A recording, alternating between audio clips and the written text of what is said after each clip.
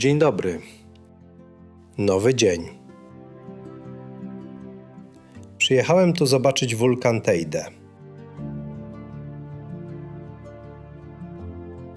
Jest tam.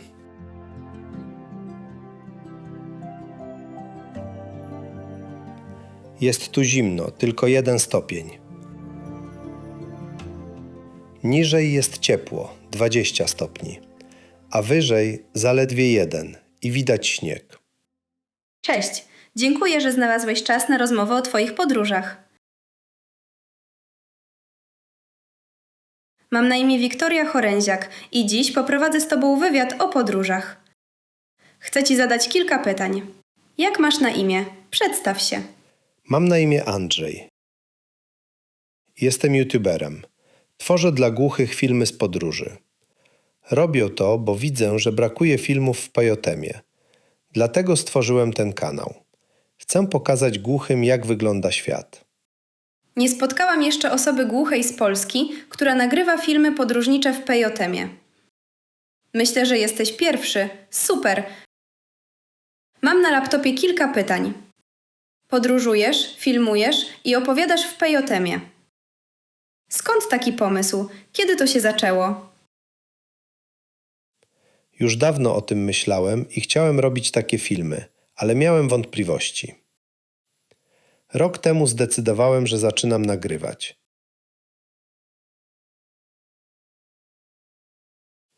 Wcześniej oglądałem słyszących podróżników, ale nie było dostępu do materiałów w Pejotemie. Szukałem też głuchych w Polsce, którzy pokazują podróże w Pejotemie, ale nic nie znalazłem. Dlatego zdecydowałem się zacząć. Chcę robić filmy i inspirować innych, żeby więcej podróżowali.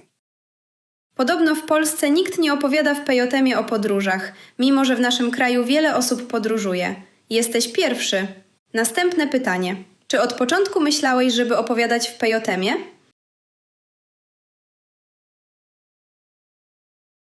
Dzięki temu, że opowiadasz w Migowym o podróżach, czy komentarze są pozytywne? Jakie są wrażenia innych? Na razie mało ludzi ogląda moje filmy, ale cały czas będę wrzucać nowe materiały. Mało osób jeszcze o mnie wie, bo zacząłem dopiero rok temu. Jestem nowy, więc wszystko rozwija się powoli. Stopniowo widzów przybywa. Nic nie dzieje się od razu i potrzeba czasu, żeby więcej osób zaczęło oglądać. Tak, o to chodzi. Pierwszy krok to publikacja. Tak, publikacja i czas. Akurat Fundacja Świat Głuchych zauważyła Cię na TikToku oraz YouTube i zaproponowała mi, żebym poprowadziła z Tobą wywiad. Zgodziłam się, bo warto o tym mówić głośno, żeby głusi też widzieli, że jest taka osoba opowiadająca o podróżach.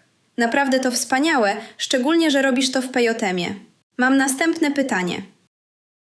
Dużo podróżujesz. Które państwo było najlepsze? I ile państw już zwiedziłeś w Europie czy w Azji? Podróżuję po Europie, bo mam dzieci i chcemy wyjeżdżać na rodzinne wycieczki. Wyjazd z dziećmi do Azji czy Afryki jest zbyt ciężki. Kiedy dzieci urosną i będą starsze, nie będę podróżować tylko po Europie, ale też po Azji i całym świecie, po Japonii i innych państwach. Jak będą starsze i będą chciały, to będziemy podróżować dalej. W dodatku w Europie jest inny klimat niż w Azji. Tak, z dziećmi jest dużo trudniej. Jadąc do Azji czy innych dalekich krajów, trzeba się szczepić, pilnować różnych sytuacji. Jest po prostu ciężej. A Europa jest mała i wszędzie jest blisko. Tak, za granicą, jak na przykład w Japonii, potrzebne są szczepionki. A w ilu państwach w Europie już byłeś? W wielu, ale najbardziej lubię miejsca, gdzie jest ciepło. Nie lubię zimna, więc wybieram ciepłe kraje. A które kraje są takie ciepłe? Najlepsze miejsce dla mnie to Wyspy Kanaryjskie.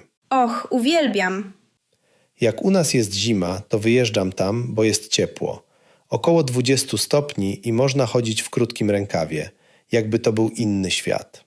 Lecisz samolotem 4 godziny i już jesteś w ciepłym kraju. Fajnie tam jest, bo są góry, morze, lasy, wszystko. W 30 minut samochodem możesz dojechać gdzie chcesz. Można wynająć auto. Tak, na wyspie można wypożyczyć auto i podróżować po całej okolicy. Tak, zawsze wynajmuję samochód na miejscu i zwiedzam różne miejsca. Też byłam z rodziną i z moim narzeczonym na Wyspach Kanaryjskich około 2-3 lat temu, na Gran Canaria. Też wypożyczyliśmy auto i naprawdę ta wyspa jest bardzo mała, więc zwiedziliśmy całą. Bardzo mi się tam spodobało. Ciepło, palmy, pięknie. Ludzie są bardzo mili, szanują innych i chcą się dogadać. Ja słabo piszę po angielsku, więc częściej pokazuję gestami, ale oni wszystko rozumieją i łatwo z nimi się komunikować. Tak, ludzie są super. Można się dogadać. Ale są też tacy, którzy w ogóle nie chcą. Zależy. W całej Hiszpanii ludzie są fajni i mili. Przez cały rok jest słonecznie, więc ludzie czują się inaczej. Mają słońce, są bardziej zadowoleni. Na Wyspach Kanaryjskich też. A jakie jest twoje drugie ulubione miejsce w Europie?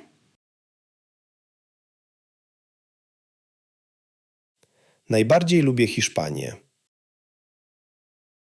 Niedługo latem wyjeżdżam do innego miasta. Będę je zwiedzać.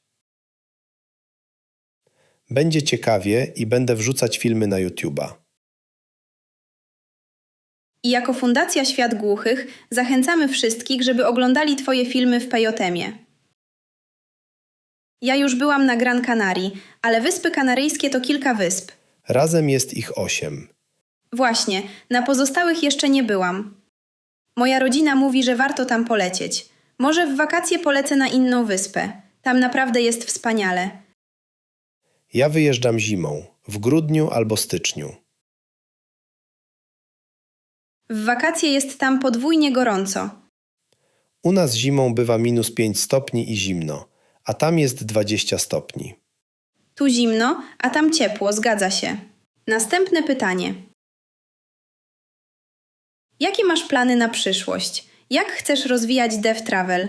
Jaki masz cel? Chciałbym cały czas się rozwijać i żeby więcej ludzi oglądało moje filmy. Chcę pokazywać, jak wygląda dane miasto czy państwo i doradzać, co warto zwiedzić, a czego nie.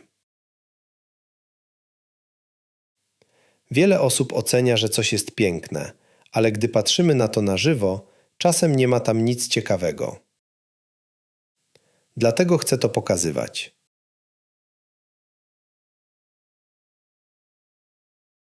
Cały czas się uczę, dopiero od roku zdobywam doświadczenie i montuję filmy.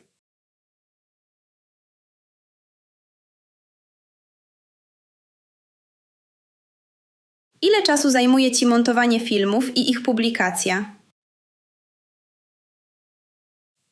Też pracuję, mam dzieci, ćwiczę, więc nie mam zbyt dużo czasu. Trudno o wolną chwilę, aby usiąść i spokojnie montować. Montuję w wolnych chwilach, dlatego czasem wszystko się wydłuża. Dużo pracy. Trzeba przygotować napisy i ciekawie zmontować materiał, żeby wyszedł fajny film. Dodaję też napisy i polskiego lektora. Lektora? Wow!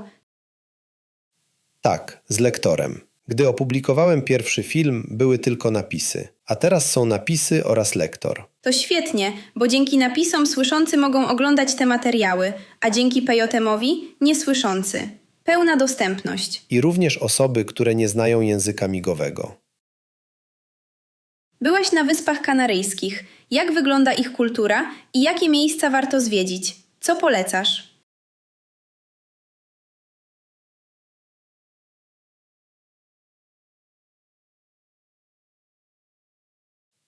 Na Teneryfie jest wielu turystów, ale też piękne zoo, aquapark i wodospady. To najlepsze miejsca na tej wyspie.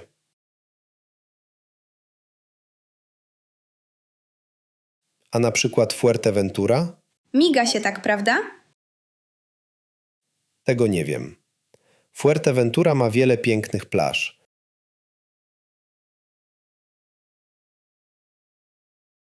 Ale jest tam trochę nudno. Nie ma zbyt wielu ciekawych miejsc, tylko morze i ładne plaże. Wysp jest 8 i każda jest inna.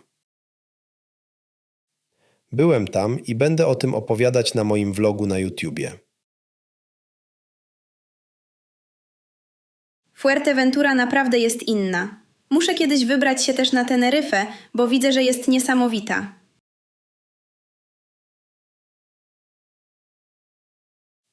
Warto dodać, że jeśli ktoś tylko leży w hotelu, to nie pozna tamtejszej kultury ani lokalnego jedzenia. Trzeba podróżować i zwiedzać miasta. To ma prawdziwą wartość. A jeśli ktoś tylko siedzi w hotelu lub się opala, to nie zobaczy na świecie nic ciekawego.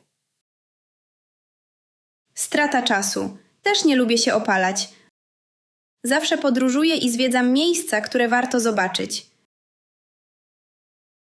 Wynajmuję auto, poznaję kulturę i zwiedzam.